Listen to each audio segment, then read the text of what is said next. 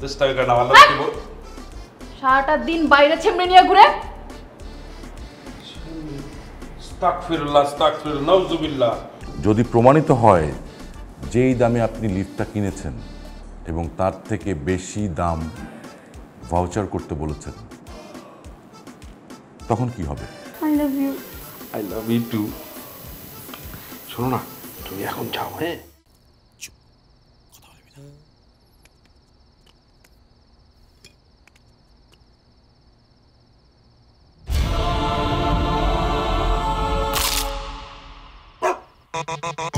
ভীষণ কুড়মুড়ে গোরমার pops biscuit, একটু জায়গা বুঝে খান। এই বিল্ডিং এ তো আপনাকে আগে দেখি। ও আচ্ছা, আমি তো বেড়া দেখি। কার বিষয়? ওই যে ওই জুরমুত। ও আচ্ছা আচ্ছা, জুলমতে তো কি হোক ওরা খাওয়া দিবি। তো খালাতো ভাইয়ের বাসায় না গিয়ে ব্যাগ নিয়ে এখানে দাঁড়ায় আছেন কেন? আমার ভাবিটার কথা কি বলবো বলেন?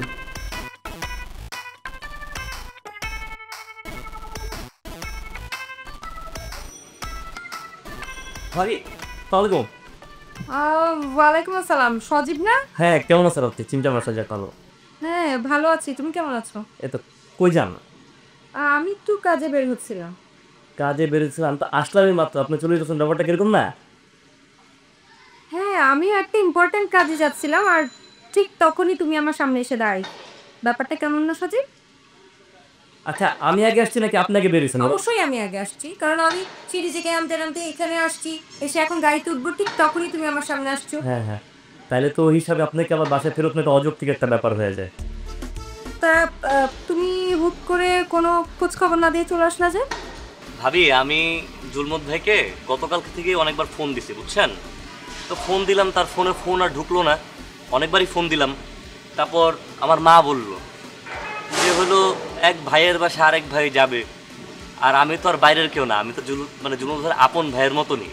তো এই জায়গায় গেলে তো এতবার ফোন কল করা বা জানানো এসব তো দরকার ছিল না। তবুও আমি তাকে অনেকবার ফোন দিছি, ফোন তার এখনও ঢুকতেছে না। ভাবি, জুলমত ভাই কি দেশের বাইরে গেছে? না সজীব, তোমার ভাই দেশের বাইরে যায়নি। তোমার ভাইকে অ্যারেস্ট করা হয়েছে, সে এখন জেলে। অ্যারেস্ট করছে? হ্যাঁ অ্যারেস্ট হয়েছে। আমি এখন যাচ্ছি, উকিলের সাথে কথা বলবো। আচ্ছা ভাবি, আপনি তাহলে যান, তাহলে চাবিটা আমাকে দিয়ে যান বাসার। কি বল সজীব, আমি তোমাকে আমার বাসার চাবি দিয়ে যাব? হ্যাঁ, তো ভাইয়ের বাসায় ভাই থাকে না, আমরা তো অনেক থাকছি, আর আমি তো তার অনেক কাছের একটা ছোট ভাই, আপনি তো জানেন, রক্তের ভাইয়ের মতনই। ভাবি, আপনি চাবিটা দিয়ে যান বাসার, আমি বাসায় থাকি। সে তো কোনো সমস্যার তো কোনো কিছু না, ভাইয়ের বাসা তো ভাই থাকেই। এছাড়া আমাকে তো অবিশ্বাস করেছিল, আমি তো আর চোর ডাকাত না। আরে দূর, বিশ্বাস অবিশ্বাসের কথা কেন আসছে? মানে আমি বলতে চাচ্ছিলাম যে তুমি এত দূর থেকে আসছো, বাসে কেউ নাই, একা বোর হয়ে যাবে না? একা একা ঘরে থাকতে তোমার তো খারাপ লাগবে, এই জন্য বলছিলাম। ভাবি, কেউ থাকা বা না থাকে তো যায় আসে না। আমি তো চোর ডাকাতের কোনো, আমি তো চুরি করবো না আপনার বাসায়, আমি তো থাকতেই পারি। তুমি একটা সিম্পল ব্যাপারকে কেন এত পেঁচাচ্ছ আমি বুঝতে পারছি না। শোনো, আমি উকিলের সাথে কথা বলতে যাচ্ছি, ওখানে খুব বেশি হলে আমার 2 ঘন্টা সময় লাগবে। 2 ঘন্টা তো খুব বেশি সময় না। তুমি এখানে আশেপাশে কোথাও ঘুরেই তো 2 ঘন্টা পার করে দিতে পারবা। আচ্ছা ভাবি, তাহলে একটা কাজ করি, আমি আপনার সাথে যাই। তুমি আমার সাথে যাবে মানে? না না ভাই, সমস্যা আছে।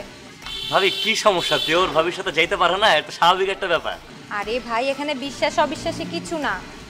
দেখো, তোমার ভাই এখন জেলে, এখন খালি ঘরে যদি তুমি গিয়ে উঠো, অ্যাপার্টমেন্টে তো আরও লোকজন আছে তাই না? তারা তো ব্যাপারটাকে আসলে এত ভালো চোখে দেখবেন না। তুমি বরং এক কাজ করো, ওই যে চা দোকানটা দেখছো না, ওখানে চাটা কিন্তু খুব মজা। হ্যাঁ, তুমি এখানে বসে বসে চা বিস্কিট খাও। চা বিস্কিট খেতে খেতে দেখবা 2 ঘন্টা পার হয়ে যাবে, ততক্ষণ আমি চলে আসবো কাছে। আসলে ভাবি, আমি বুঝতে পারছি, বুঝছেন, আপনি যে আমাকে নিবেন না, এটার জন্য আপনি একটার পর একটা তাল বাহানা করতেছেন। আমি যাই বলতেছি, আপনার কোনো কথাই ভালো লাগতেছে না। তার সমস্যা নাই, আপনি যান তাইলে, কিন্তু আমি তো রাস্তাঘাট থাকতে পারবো না। আপনাদের বাসার ছাদ তো মনে হয় খোলা আছে, আমি সেখানে গিয়ে বসি। আচ্ছা ঠিক আছে, তাহলে তোমার যেখানে বসি তুমি সেখানে থাকতে পারো, কোনো সমস্যা নেই। আমি তাহলে যাই, চলো সরো। ভাবি, আমি ছাদে গেলাম তাইলে। ভাবি তাড়াতাড়ি আসেন। ভাবি শাড়িটা ভিজে যাবে, মরে যাবেন। ভাবি তাড়াতাড়ি আসেন ভাবি।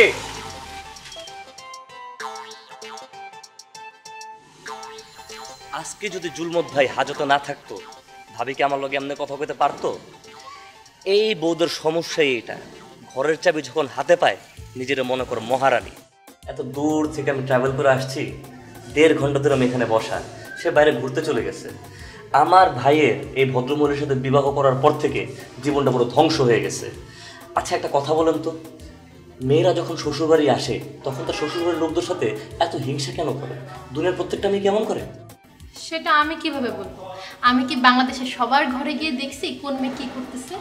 তাও কথা, কিন্তু আমি আমার যত সব ভাই ব্রাদার, বন্ধু বান্ধব, খালাতো ভাই, চাচাতো ভাই, মামতো ভাই, এদের দেখছি, এদের বউরা যখন বিয়ে করে নিয়ে আসে এরপর থেকে না মানে প্রত্যেকের খাসিরও সেম হয়ে যায় কেন জানি। ঠিক আছে, এরা শ্বশুরবাড়ির লোকজন দেখলেই খালি তারার উপর রাখে, আর নিজের বাড়ি যদি কেউ আসে তাহলে পারে না মাথার মুকুট বানিয়ে রাখবে। তাই নাকি?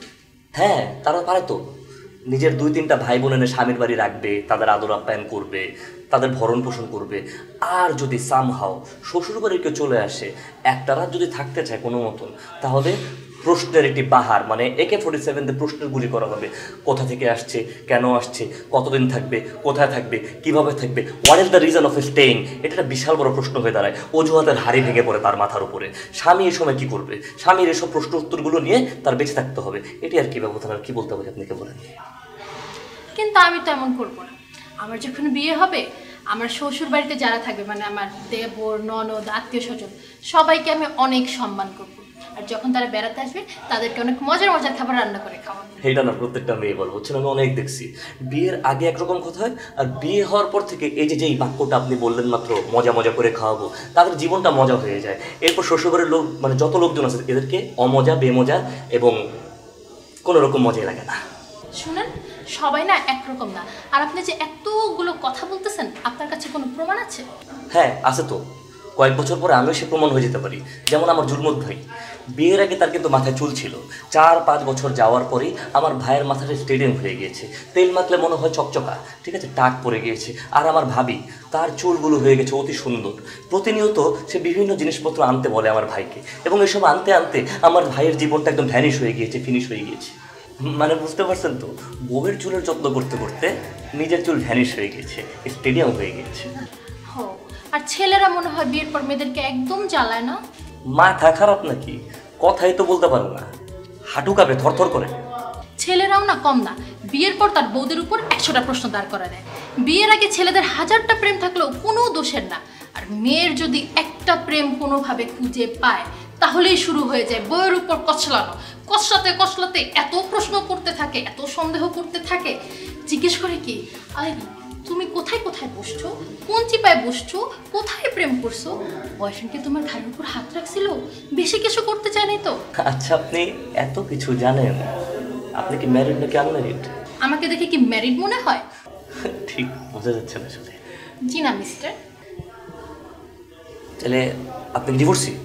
ছি ছি, আপনি কি বলতেছেন এসব? আমার বড় বোনেরই তো এখনো বিয়ে হয়নি। আচ্ছা আচ্ছা, আমি এখনো স্টুডেন্ট। ও মানে কোচি। আচ্ছা কি? না কিছু না, কিন্তু বিয়ের পর স্বামীর যেহেতু খুঁচি করে, কচলাকুচলি করে, এটা আপনি কিভাবে জানেন? তো আমার ফ্রেন্ডসের বিয়ে হয়েছে না, ওরা আমাকে বলে না। ও আচ্ছা, তাই না? আর আমি আপনার সাথে এতক্ষণ কেন কথা বলতেছি? ছি ছি ছি, আমি তো অচেনা মানুষদের সাথে কথা বলি না। ও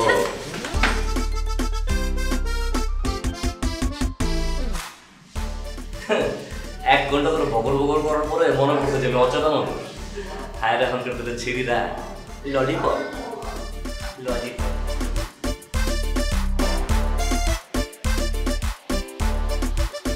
বলো বলো আপু, ফোনটা দে, পাসওয়ার্ড বল। বলবো না। ফোনের পাসওয়ার্ড বল। বললাম তো বলবো না। মোবাইলের পাসওয়ার্ড বলতে বলছি। আপু তুমি না বেকুব। দোলন, আপু তুমি কেমনে বোঝাই? আমার ফোনের পাসওয়ার্ড বলবো না।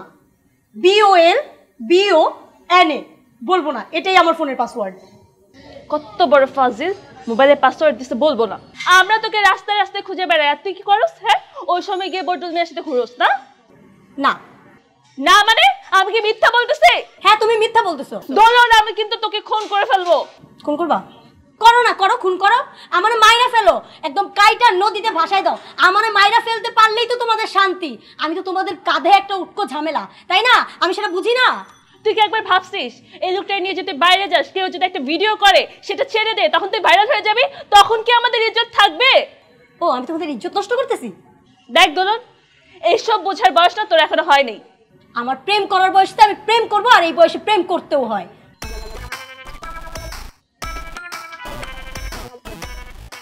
আমি তো বুঝি না, একটা বিবাহিত মানুষ, একটা বয়স্ক মানুষের এই লোকের গায়ের গন্ধ কেমনি সহ্য করে।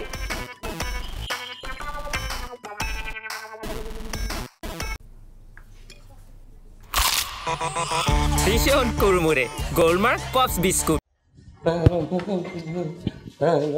আরে কে আপনি? কথা নাই বার্তা নাই বাসা ঢুকে যাচ্ছেন। আপনি যে ভেতর থেকে বেরোছেন, আমি আপনাকে জিজ্ঞেস করছি আপনাকে। আপনি কি পাগল? আমার বাসা থেকে আমি বেরোচ্ছি, আপনাকে কেন জিজ্ঞেস করব? আপনি কে? আপনার বাসা মানে? ও, তার মানে জুলমন ভাই 2 বিয়ে করছে। এ তো খুব বিশাল চমৎকার একটি বিষয়। 2 বউ একসাথে একই বাসায় তো মিলমিশ করে আসেন, এটা তো গিনেস বুক অফ ওয়ার্ল্ড রেকর্ডের নাম লেখানোর মতন বিষয়। আচ্ছা তাহলে ভাবি, Guinness book of world record আপনারা কি তাহলে নাম জমা দিয়েছেন? কেমন অসভ্যের মতো কথা বলছেন আপনি? জুলমত ভাই 2 বিয়ে কেন করবে? আমি ওনার শালি। ও আচ্ছা, এই কথা আগে বলবেন না। এই বাসা আপনাদের বলাতে আমি ভাবছিলাম কি জুলমত 2 বিয়ে করছে। এখন আপনি বুঝায় বললেন, এখন বুঝতে পারলাম ব্যাপারটা হইলো বউয়ের সাথে শালি ফ্রি। মানে এটা কেমন কথা, বউয়ের সাথে শালি ফ্রি? এই যে আপনার বোনের সাথে আপনি থাকতেছেন, তার মানে জুলমত ভাই বউ বিয়ে করে সাথে শালিও আনছে। এই ব্যাপারটা তো ক্লিয়ার হয়ে গেল না? তার মানে বউয়ের সাথে শালি ফ্রি। আপনি যদি আরেকটা অসভ্যের মতো কথা বলেন, আমি এখনই আপনাকে জুতা পেটা করব। আরে বেআইন, আপনি তো রাখতেছেন কেন? জুলমত ভাই হলো আমার খালাতো ভাই, আর জুলমত ভাই যদি আপনার দুলাভাই হয় তো ওই হিসাবে আপনি আমার বেআইন হলেন। বেআই কি বেআইনের সাথে একটু দুষ্টামি করতে পারে না? আপনি মজাটা বুঝলেন না? আরে বেআইন, এটা তো একটা মজা, বুঝেন নাই? ও সরি। নর্মালি সরি বললে তো হবে না, আপনাকে আমার পা ধরে মাপ চাইতে হবে। কি? আমি আপনার পা ধরে মাপ চাবো? এই আপনার পা ধোয়া আছে তো? তাহলে সোনার উপর পানি দিয়ে ধুয়ে আসেন। ইস, এই টুসি খুন করলে আপনার পা ধরে মাপ চাবে না, পা ধরে তো দূরের কথা মাফই চাবে না। এই আপনি তো দজ্জাল কেন? নাটক সিনেমায় দজ্জাল বউ দেখছি, দজ্জাল শাশুড়ি দেখছি, কিন্তু দজ্জাল বেআইন দেখে নেই। হায় রে আমার পরা কপাল, কপাল এটা দজ্জাল বেআইন পড়লো আমার। এই আপনি তো খুঁচিয়ে খুঁচিয়ে কথা বলেন কেন? এটা যে খুব বাজে স্বভাব, আপনি জানেন? আমি না হয় খোঁচায় খোঁচায় কথা বলতেছি, আমার স্বভাব খারাপ, আমি মানুষটাই খারাপ, কিন্তু আপনি তো ভালো স্বভাবের, ভালো চরিত্রের, তাহলে আপনার মুখ থেকে কি মধু ঝরতেছে? আমার মুখ থেকে মধু ঝরা মিষ্টি কথা শোনার যোগ্যতা কি আপনার আছে? সেটা আগে আমি পরীক্ষা করব, যদি থাকে তাহলে মিথ্যে কথা শোনাবো। তো কত মার্কের পরীক্ষা দিতে হবে বেআই? 2000 মার্কের পরীক্ষা। ও মা গো, তাহলে তো বেআইন বিশেষজ্ঞ হয়ে যাবো, তারপর তো পিএলডি ডিগ্রি পাবো, তাই না? এই আপনার উদ্দেশ্যটা কি বলেন তো? আপনার কি মনে হয় আমাকে এরকম খোঁচালে আমি আপনার প্রেমে করে যাব? হ্যাঁ, ও মাই গড, হে মাওলা, এই আপদ আমার শরীরের উপর দিও না, জীবনের উপর দিও না। এই আপদের বিনিময়ে বা পরিবর্তে আমাকে অন্য কোনো শাস্তি দাও মাওলা, তবুও এই আপদটা আমার জীবনে আনো না, তাহলে আমি ধ্বংস হয়ে যাব। আরে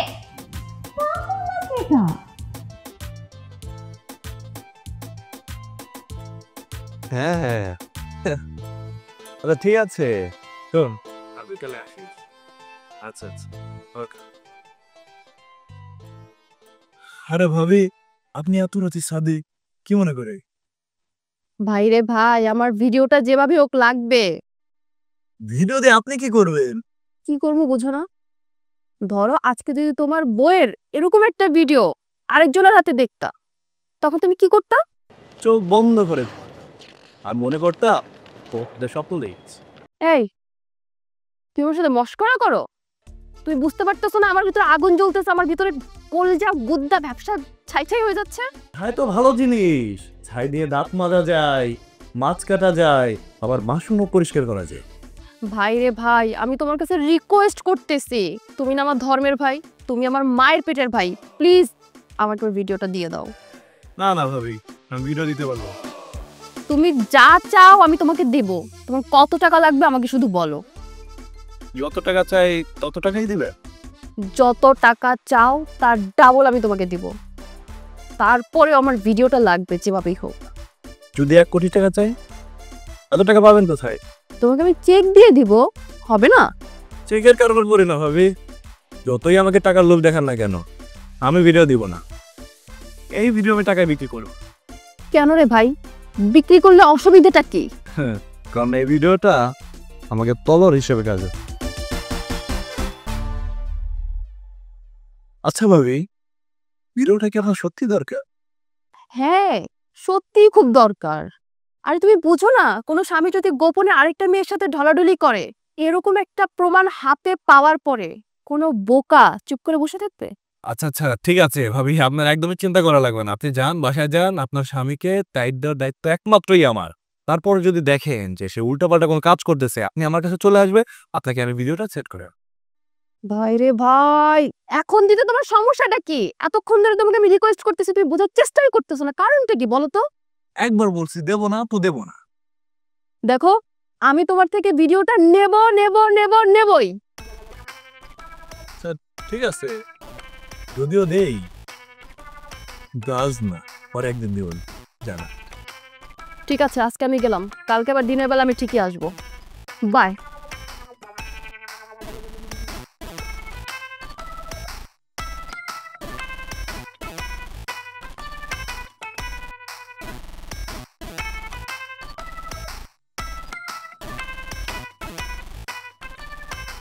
ভাবি চাটা খান, আমি নিজের হাতে বানায় আস। চা বানাতে গেল পপ বিস্কিট।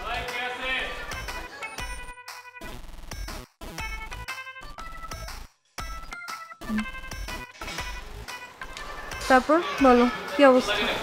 আপনার কি মনটা খারাপ ভাবি? মনটা তো খারাপ থাকবেই, বলো মন ভালো থাকার কোনো কারণ আছে? একে তো তোমার ভাই হাজতে, আমি কোনোভাবে ওকে ছাড়া আনতে পারতেছি না। আমি কি করব কিছু বুঝতে পারতেছি না, আমার মাথা কাজ করতেছে। আচ্ছা আপনার মনটা একটু ভালো করার চেষ্টা করি। আপনি কি জুনুন হয়ে ছোটবেলার ঘটনা জানেন? কি ঘটনা? তিনি কার্বন পেপারে চিঠি লিখতেন। মানে কি কার্বন পেপার কেন? আরে বারবার লিখতে সময় লাগবে না, তো তিনি বারবার লিখতেন না, একবারই লিখতেন, কিন্তু কারণ নাম উল্লেখ করতেন না, তারপর 10 জনকে একবার বিলি করে দিতেন। তুমি করো না? আরে ভাবি, আমাদের সময় কি চিঠি চলে নাকি? চিঠির যুক্ত নাই, মেসেঞ্জারের যুক্ত আছে। চিট করো তাই না, কপি পেস্ট মারো। না আমি তো শুনেছি যে তুমি নাকি মেসেঞ্জারে একসাথে 10 জনের সাথে চ্যাট করো, কপি পেস্ট মারো। তা করতাম, কিন্তু আপনি এইসব ব্যাপারে কিভাবে জানেন? আপনাকে কেউ কপি পেস্ট করতেন নাকি? করতাম কোন এক সময়। তাহলে তো আপনিও সেই পথের পথিক।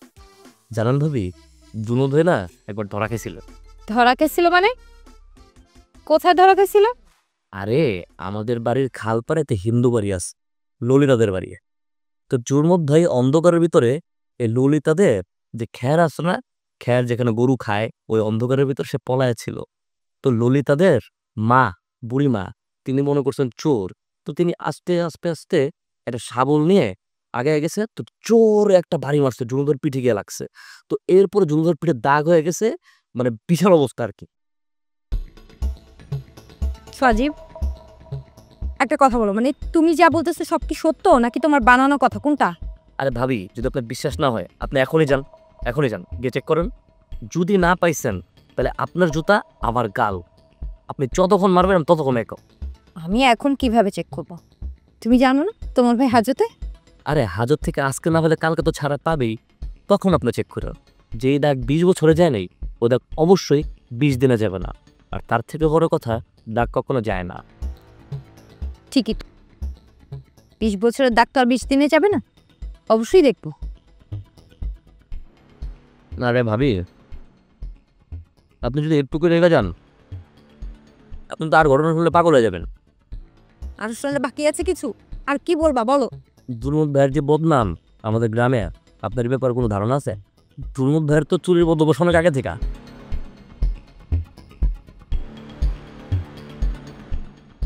কি তোমার জুলমত ভাই গ্রামে চুরি করতো? আরে শুধু কি চুরি করতো নাকি, এলাকার মানুষ ঘরে হাঁস মুরগি এসব রাখতে পারতো না তাদের ভয়ে। তাদের 10-12 জনের টিম ছিল, বুঝছেন? এই 10-12 জন টিম মিলা বিভিন্ন বাসায়, এক একদিন এক একটা বাসায় তারা টিম করে যেত, হাঁস মুরগি ছাগল যা কিছু আছে এগুলো সবকিছু উঠে নিয়ে আসতো। উঠে নিয়ে আমাদের যে পুরানো মানিক চৌধুরী মাঠটা ওখানে নিয়ে তারা এটা বিরিয়ানি বানাইতো, বিরিয়ানি বানায় সবাই খেয়ে বানাইতো দুম্বা চাঙি। তাই নাকি? আর তাহলে কি মিথ্যা কথা বলতেছে নাকি? যত সালিশ বিচার আছে এই সালিশ বিচার করতে করতে আমাদের মসজিদের যে ইমাম সাহেব সে তিতা হয়ে গেছে, ঠিক আছে? আমার খালো তো তার বাসায় জায়গা দিত না, ঠিক আছে? সে রাত্রেবেলা চুরি চুরি করে আসতো, তোমার খালার নাচতে করে গেটটা খুলে দিত, সে চোরের মতন ঘরে ঢুকতো। এটা হলো তার ইতিহাস। আরেকবার কি জানেন? বলো শুনি। তোমার কাছে কি এখন রিকোয়েস্ট করব? সজীব ভাই প্লিজ আপনি এখান থেকে যান। আমি একটা রিকোয়েস্ট করতাম ভাবি। তুমি ভুলভাল বুঝাবে আর আমি সেটাই মেনে নিব। দেখো এই যে ইন্ডিয়ান প্রধানমন্ত্রী নাচতেছে, এটা কি রিয়েল? এটা তো ফেক। তুমি কি এগুলো বুঝো না?